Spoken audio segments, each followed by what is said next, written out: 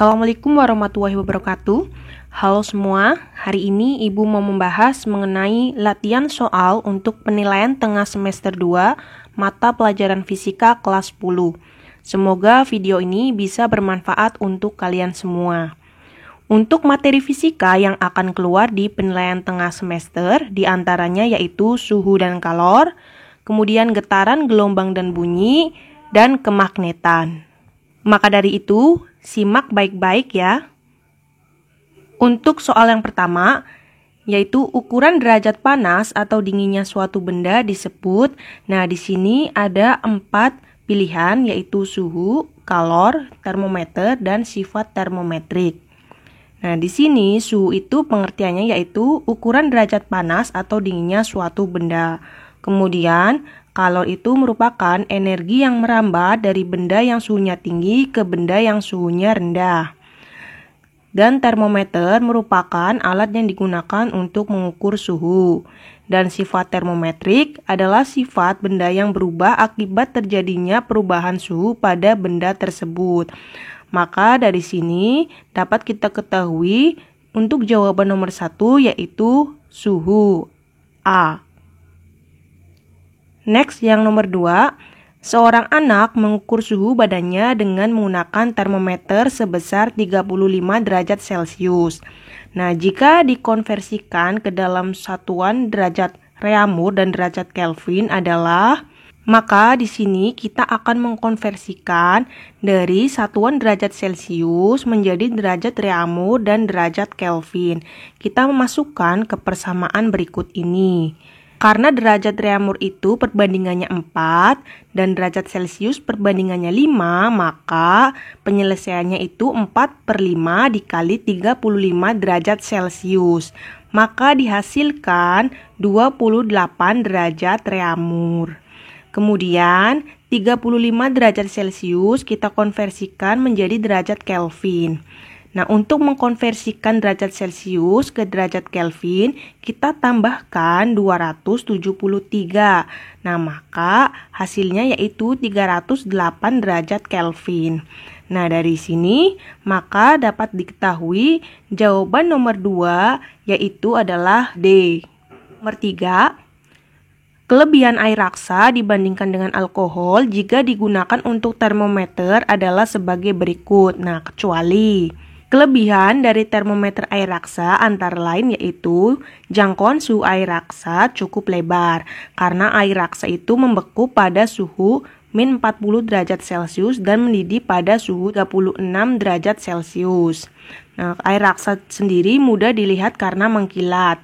Pemuaiannya sangat teratur, terpanasi secara merata sehingga perubahan suhu sangat cepat. Nah, air raksa juga tidak membasahi dinding pipa kapiler. Nah, sehingga pengukurannya itu menjadi teliti.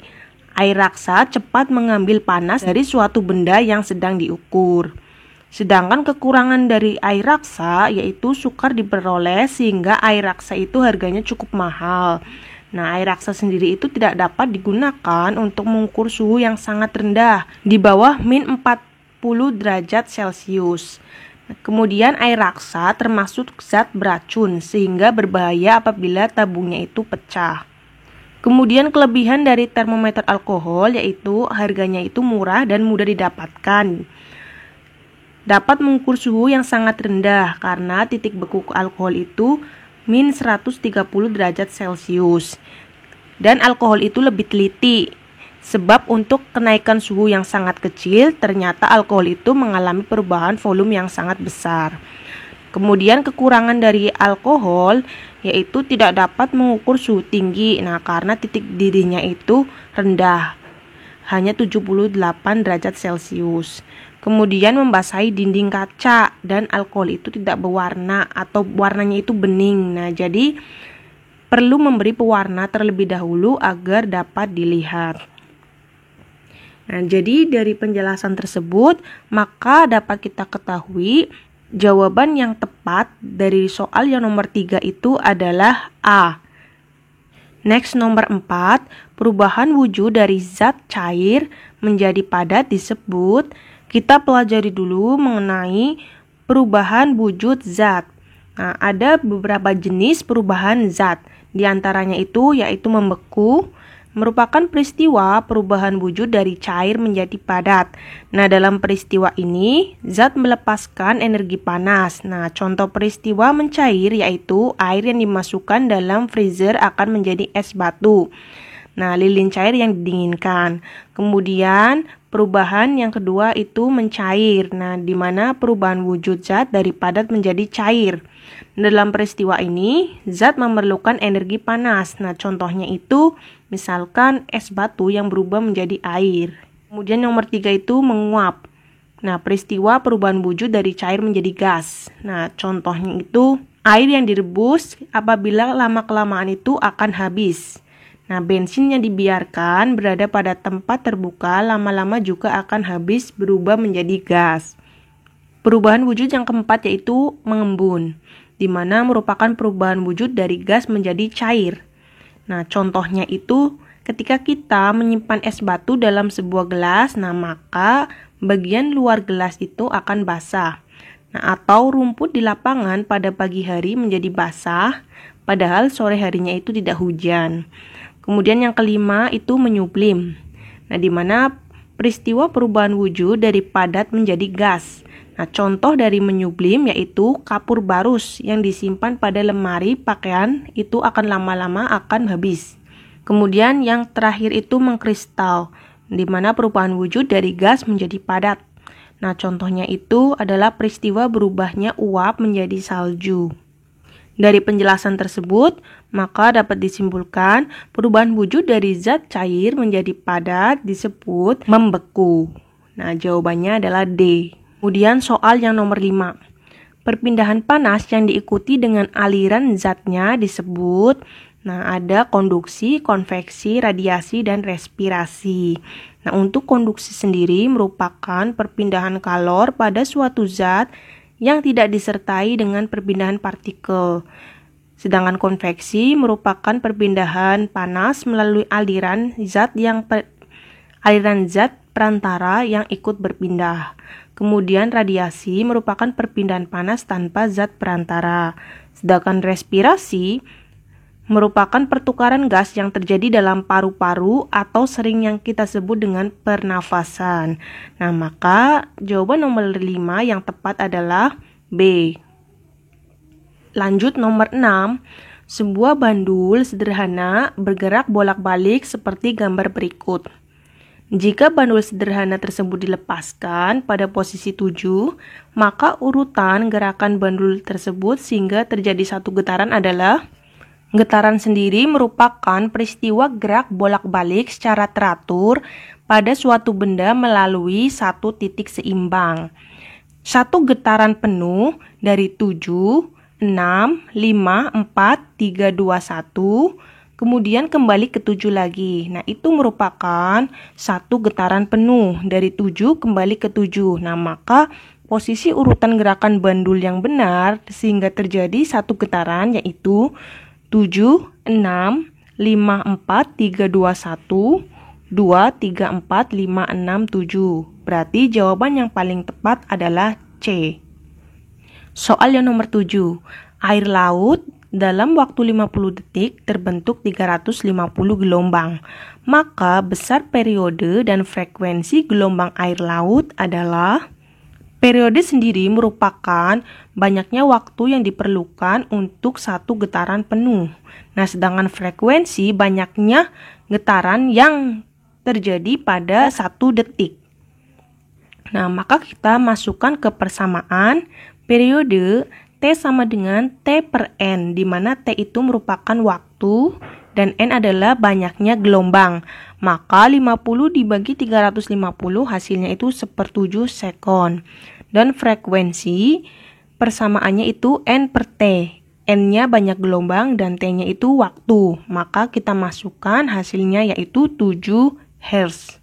Jawaban yang paling tepat adalah C. Lanjut nomor 8, gelombang yang arah rambatnya tegak lurus terhadap arah getarannya disebut. Ada berbagai macam gelombang di muka bumi. Untuk gelombang longitudinal merupakan gelombang yang arah rambatnya itu sejajar terhadap arah getarnya. Kemudian gelombang transversal merupakan gelombang yang arah rambatnya tegak lurus terhadap arah getarnya. Dan gelombang bunyi merupakan gelombang longitudinal yang merambat searah dengan arah getaran. Sedangkan stasioner merupakan perpaduan dua gelombang dengan frekuensi, cepat rambat, dan amplitude yang sama tapi arahnya berlawanan. Maka dari sini dapat kita simpulkan jawaban yang paling tepat adalah B. Lanjut nomor 9, sebuah kapal mengirim pulsa ultrasonik ke dasar laut. Jika cepat rambat bunyi di dalam air laut 1400 meter per sekon, waktu yang dicatat fatometer mulai pulsa dikirim hingga diterima kembali adalah 2 sekon. Maka kedalaman air laut adalah, untuk menyelesaikan soal ini, kita masukkan ke dalam persamaan kedalaman D sama dengan V dikali T dibagi 2, di mana kecepatannya sendiri atau V 1400 meter per sekon. Kita kalikan dengan waktunya yaitu 2 sekon dan dibagi 2. Nah, dari sini maka dihasilkan untuk kedalamannya itu 2800 dibagi 2 yaitu 1400 meter. Maka jawabannya yaitu C. Kemudian soal yang nomor 10, sebuah mobil ambulan bergerak dengan kecepatan 10 meter per sekon di belakang mobil yang bergerak dengan kecepatan 15 meter per sekon. Mobil ambulan tersebut sedang membunyikan sirine dengan frekuensi 1000 Hz.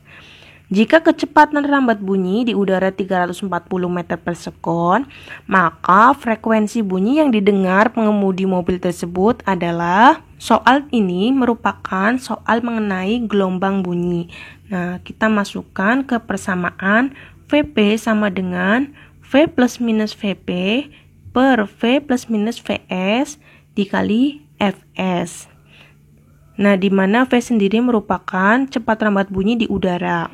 Kita masukkan 340, kemudian kecepatan pendengarnya yaitu 15. Kemudian Vs ini kecepatan dari sumber bunyi yaitu 10. Kita kalikan 1000 frekuensinya. Nah, kemudian 340 dikurangi 15 yaitu 325 dibagi 330. Nah, kita hasilkan 985 Hz. Maka jawabannya yaitu B. Soal yang nomor 11, sebuah kapal melewati pelabuhan dengan kecepatan 20 meter per sekon sambil membunyikan sirine dengan frekuensi 2000 Hz. Jika cepat rambat bunyi di udara 340 meter per sekon, maka frekuensi bunyi yang didengar oleh pengamat yang diam di pelabuhan ketika kapal tersebut mendekati pelabuhan adalah, sama seperti soal yang tadi, maka kita masukkan ke persamaan V plus minus Vp per V plus minus Vs dikali Fs. Nah, karena pendengarnya itu diam, maka kecepatannya itu adalah 0. Nah, kemudian kita bagi dengan 340 dikurangi 20. Nah, tanda minus ini itu karena kecepatan sumber bunyi mendekati pendengar, maka tandanya minus. Nah, dikalikan 2000 itu frekuensinya. Dihasilkan yaitu 2125 Hz. Jawabannya yaitu D. Next, soal nomor 12. Berikut ini merupakan sifat-sifat magnet. Kecuali. Sudah kita ketahui ada beberapa sifat dari magnet. Ada 3 sifat magnet. Yang pertama itu, magnet hanya menarik benda tertentu yang ada di sekitarnya. Kemudian, magnet itu dapat menembus benda dan magnet itu memiliki 2 kutub, di mana kutub sejenis itu jika didekatkan dia akan saling tolak-menolak dan tidak sejenis akan saling tarik-menarik. Maka pernyataan yang A itu benar, kemudian yang B benar, dan C salah karena magnet itu memiliki 2 kutub bukan 4 kutub. Dan yang D itu benar. Maka jawaban yang tepat untuk nomor 12 yaitu C. Nomor 13. Berikut ini yang termasuk benda magnetik. Benda magnetik merupakan benda yang dapat ditarik magnet. Contohnya besi, baja, kobalt, nikel, aluminium, platina, seng, dan lain-lain. Sedangkan benda non-magnetik merupakan benda yang tidak dapat ditarik magnet. Contohnya kayu, plastik, kertas. Nah, dari sini berarti dapat disimpulkan jawabannya adalah B, besi dan kobalt. Soal yang nomor 14 berikut ini adalah cara membuat magnet. Nah, sudah kita ketahui ada beberapa cara membuat magnet. Cara membuat magnet ada menggosok, induksi, dan elektromagnet. Menggosok itu merupakan menggosokkan besi atau baja dengan salah satu ujung magnet tetap. Kemudian induksi itu meletakkan besi dan baja di dekat magnet tetap. Dan elektromagnet itu melilitkan kawat pada besi atau baja yang dihubungkan dengan baterai. Nah, maka jawaban yang tepat pada nomor 14 adalah B, menggosok, induksi, dan elektromagnet. Kemudian soal nomor 15. Berikut ini merupakan peralatan yang prinsip kerja dasarnya menggunakan medan magnet. Yaitu peralatan yang prinsip kerjanya menggunakan medan magnet itu ada MRI, Magnetic Resonance Imaging, merupakan suatu alat yang diagnosis mutakhir untuk memeriksa dan mendeteksi tubuh dengan menggunakan medan magnet yang besar dan gelombang frekuensi radio tanpa operasi, penggunaan sinar X ataupun bahan radioaktif. Nah, jadi selama pemeriksaan MRI akan memungkinkan molekul-molekul dalam tubuh bergerak dan bergabung untuk membentuk sinyal-sinyal. Nah, sinyal ini akan ditangkap oleh antena dan dikirimkan ke komputer untuk diproses dan ditampilkan di layar monitor menjadi sebuah gambar yang jelas dari struktur rongga tubuh bagian dalam kita. Kemudian ada terapi biomagnetik. Nah, terapi ini merupakan suatu metode pengobatan. Nah, jadi terapi dengan menggunakan magnet untuk penyembuhan pada suatu penyakit yang disebabkan oleh gangguan peredaran darah, sistem metabolisme, sistem hormon, enzim, dan gangguan sel-sel pada tubuh manusia. Nah, untuk prinsip kerjanya yaitu ketika magnet atau sinar inframerah diletakkan dengan pembuluh arteri utama seperti pembuluh arteri jantung atau arteri karotid, akan terjadi perangsangan sehingga sel-sel yang sebelumnya saling menempel itu dapat tersambung akhirnya terurai. Hal ini mengakibatkan aliran darah itu lebih lancar. Nah, saat magnet didekatkan ke kulit, magnet itu akan merilekskan dinding-dinding kapiler. Nah, sehingga mempelancarkan aliran darah yang di area tubuh kita yang sakit. Ada motor listrik. Nah, di mana motor listrik itu merupakan suatu perangkat elektromagnetis yang mengubah energi listrik menjadi energi mekanik. Nah, untuk prinsip kerjanya sendiri yaitu di mana arus listrik dalam medan magnet itu akan memberikan gaya. Nah, di sini jika kawat yang membawa arus dibengkokkan menjadi sebuah lingkaran, nah maka kedua sisi lingkaran atau loop itu pada sudut kanan medan magnet akan mendapatkan gaya pada arah yang berlawanan. Nah, di sini pasangan gaya itu akan menghasilkan tenaga untuk memutar kumparan. Nah, motor-motor memiliki beberapa loop pada dinamonya untuk memberikan tenaga putaran yang lebih seragam. Nah, maka dari peralatan di option berikut yang benar itu adalah A, MRI, terapi biomagnetik, dan motor listrik.